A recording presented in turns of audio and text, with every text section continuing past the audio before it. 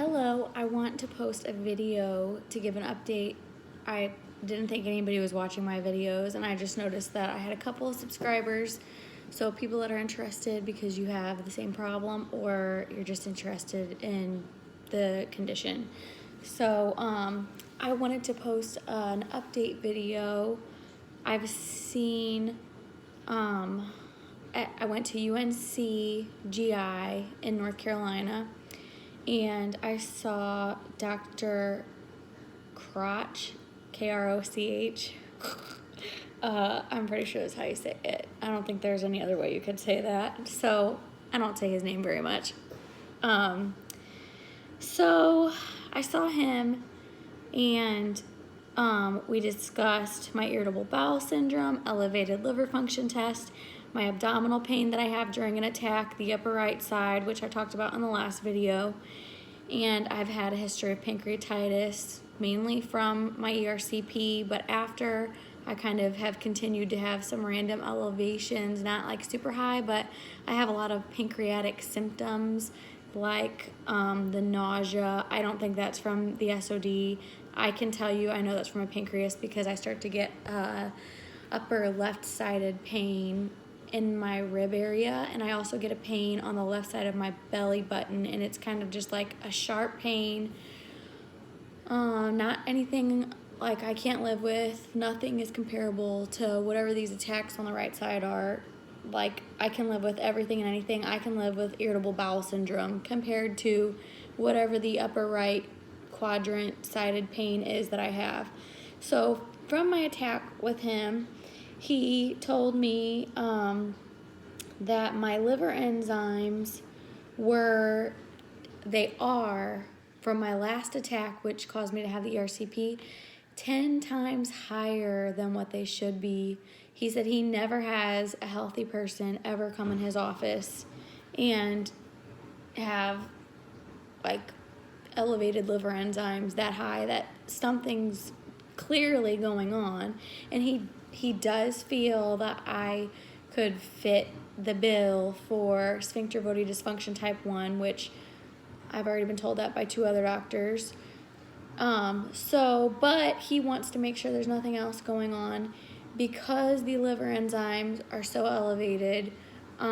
He wants to make sure there's not a stone. In my ERCP, it did show that there was a suspicious small filling defect near the ampulla, and I made sure to point that out to him whenever I went and saw him. That's kind of why you kind of have to get into your patient portal, and you need to read your like pathology reports, your GI reports, all of your images. You need to look at your labs every time you go to the doctor, because they might not get everything, and you have to keep it on your phone, print it out, have it to take to them, because they only know what they get, and if they don't get everything, they might not get the important stuff. This doctor that I just saw, he didn't have my liver enzymes, were not sent to him from St. Anthony's Hospital that I had went to, where so the first hospital I went to, my liver enzymes were 170. The second hospital I went to, when I said, screw this, something's wrong, the same day, they went up to 660. So that was my AST. Or that was my ALT, my AST was 440. So he had received the Mercy records showing that they were elevated and it wasn't normal, but he was never sent the St. Anthony records. I personally carry all of those, so I was able to give him that. So then he was able to look at it and be like, okay, this is crazy.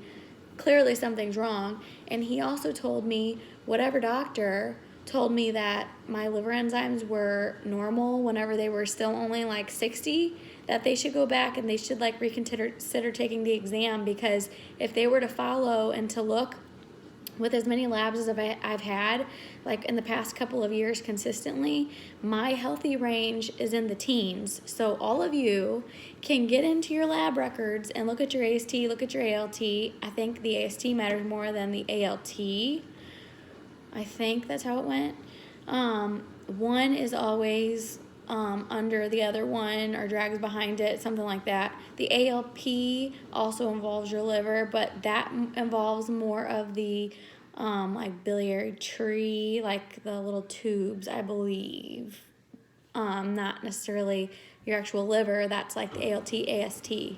So if you look into your labs, and you can kind of see yourself if there's any type of an elevation, because they can be saying, so like if you look, and like mine, usually 13, 17 is my normal.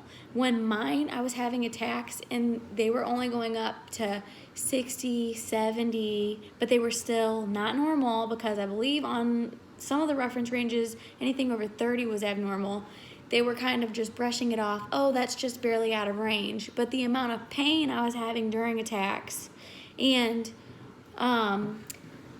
just that little bit of elevation from all the times that my liver enzymes were only 13 and 17 should have been a red flag to them that, okay, something is going on here. But nobody wanted to investigate it very far. They just brushed me off as, I don't know what the hell they thought, someone coming in with that much pain. I really don't understand how they can send people home. And I mean, you're just vomiting, screaming, crying, begging for someone to, at first you want help, but then you want to die. I don't understand how they can I don't understand how they can live with that on their conscience. So he wants to do the MRCP. We're doing that on the 27th, so I'll make another video to make sure I don't have a stone, because the filling defect was at the ampulla. So pretty much since my sphincterotomy, maybe that stone didn't come out. Maybe it's not a stone. Maybe it's a cyst. Maybe it's some type of tumor. Maybe it could be a filling defect. I think it could be anything that's kind of just blocking the flow of stuff in that area. I'm pretty sure that's what it means. So maybe that didn't come out whenever they cleaned out all my bile ducts. I don't know, but I feel that needs to be checked, because I've had another attack since my sphincterotomy, an ERCP, and he agrees that needs to be checked. So we're going to check that, and if that comes back showing nothing, then he thinks I need to have another sphincterotomy, which I am not excited about at all. Do not want to have another ERCP. Pancreatitis after that, and just how I've felt after that procedure, I've not been completely normal since then, so I'm not very excited about that. But if it keeps me from having severe attacks, if I can get another sphincterotomy and it can stop that pain, I can deal with everything else, even including problems with my pancreas. I can deal with that. I cannot deal with every 4 to 6 months having to go to the hospital screaming in pain, hoping to God somebody believes me and doesn't think I'm crazy. I can't live like that for the rest of my life. So also, there's no way that's not damaging stuff internal. There's no way that amount of pain is not causing harm to me. So I noticed the last time I went to the emergency room, if you pay attention to your labs, my glucose now, it was only 1 point higher. Whatever. People are, that's nothing. I understand that's probably nothing, but for somebody who's had as many pancreatic pains and like all of these other little things, like I'm going to watch that and notice it going up more and pay attention to my symptoms and when I eat, how I feel, because that very well could be something that's starting to change. Because I mean, I know my knowledge is for my pancreas, but the medicines that I take, I wanted to share with people, because I've also kind of developed a problem where I can't, like potassium for some reason. My potassium keeps coming back low. So I have potassium. I have to take potassium. Last time I went to the hospital, they told me I needed to start taking potassium every single day, which I kind of slacked on that. And actually, I know I need it because my bones started to hurt and that it was getting so low. I thought that I was just anemic, but no. It was my potassium, because as soon as I started taking that, it started feeling a whole lot better. So whenever daily I take, at nighttime, I take Citalopram, which is Celexa. This is an SSRI, which is supposed to inhibit the pain. I also do have anxiety, so it does help my anxiety a lot. But the main reason I started taking it was for the pain receptor, blah, blah, blah, whatever. I don't know if it helps or not. I still had that last attack, and it was still terrible. So, whatever. I take it for my anxiety now. If it helps, I have no idea. The other thing I take is Pantaprazole, which I believe is, okay, it's the same thing as, or it's Protonix. Pantaprazole, I believe, is the generic name for Protonix. I was taking 20 milligrams, but I did move that up to 40 milligrams, and I did notice when I moved it up to 40 grams, I did have some, like, stomach irritation. I had to kind of get used to it. I don't know what was going on, but, yeah, Pantaprazole,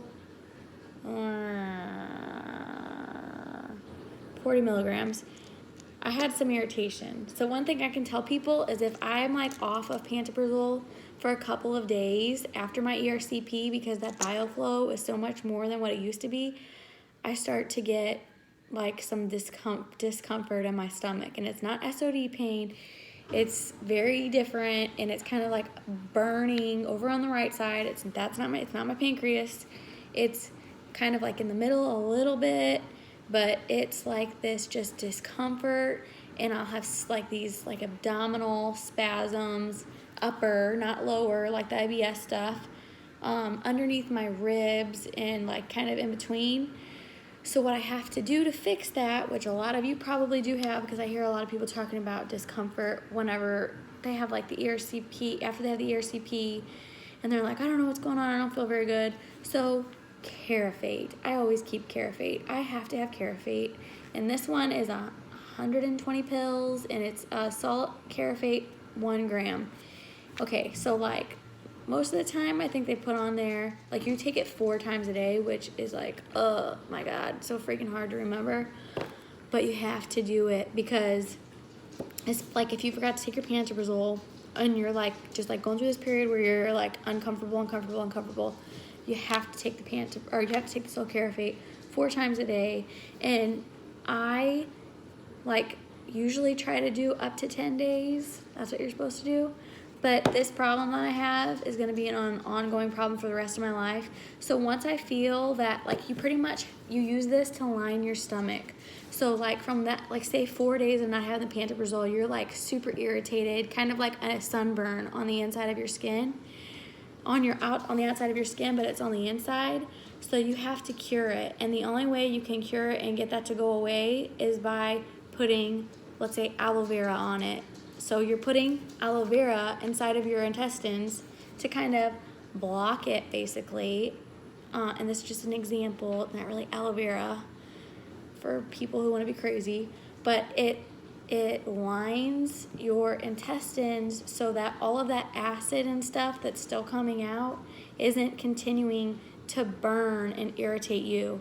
So you have to take this 4 times a day. You have to take it so that your intestines can kind of like have time to heal, and then once they heal, you can get off of this and you can just like continue with the Pantaprazole, but you have to get the irritation healed. Irritation, inflammation, whatever the hell happens from that bile has to get healed, or you're just going to continue to have discomfort, and it's fairly uncomfortable. It's not SOD uncomfortable, but it's like every time you eat, your stomach like just starts to hurt, like you just start to hurt. It's like a burning, hurting, like you just have to breathe in, like it just does not feel very good. So that was my video for tonight. It was very long, and I do kind of ramble on about random things, but I really want to help other people. You can ask me any question you have, because I have been through the ringer for the last 2 years dealing with doctors and some people who believe me, some people who don't believe me, but majority of the time now, since my liver enzymes have been elevated, I don't want to say thankfully, but thankfully, people kind of believe that there's something going on and it's not in my head. So that is kind of nice, because when you're in that much pain, the last thing you want is for somebody to not believe that something's wrong with you, because you start to go insane. You literally go nuts, which you all know. So if you have any questions, you can ask me and I will try to help. And oh, the other medicine I want to tell you before I get off here, I was prescribed Lorazepam, which is a benzodiazepine, I believe. And Lorazepam, I do want to try to take with an attack. I haven't taken it yet. I don't take these all the time. I'm not into becoming a drug addict. I will only try to take this if I have a severe attack and if my husband's around, because I have babies and I want to be able to care. I can't barely care for my kids if I have an attack. I can't imagine if I took one of these and if it knocked me on my butt. My God, I can't even imagine. I don't know how I would take care of my kids. So I don't take these usually, but whenever I've been to the hospital, they gave me Haldol, which I'm pretty sure, I think it's a different type of benzo or something like that. It's a crazy drug, like a legit crazy drug, I think, for people who, people who hallucinate and shit. Sorry, I just said the SHIT word. But, I think that's what stopped my attack last time, but who knows? They gave me calcium channel blockers, and they gave me that, so maybe it was just, like, taking time for the calcium channel blocker to work. I have no idea, but next time I have an attack, if I'm home, depending on the situation, I may take one of these. And if you don't want, another thing, I ran into a situation where I have a new doctor, general doctor, because we move around, my husband's in the military, who doesn't like to prescribe this type of medication to people. So the only time I ever get this filled is if it expires. And when it expires, I don't go into her and say, oh, can you refill this medication for me? I literally take the bottle so that she can see I still have the pills. I'm not selling them. I'm not an addict. They're there. And then, that kind of helps the doctor feel a little more comfortable about prescribing you things, especially if you're living in an area where there's a lot of people who have drug issues. I think that's kind of what happens around here. So, thank you so much. I'll get off here now, and I will post another video on either,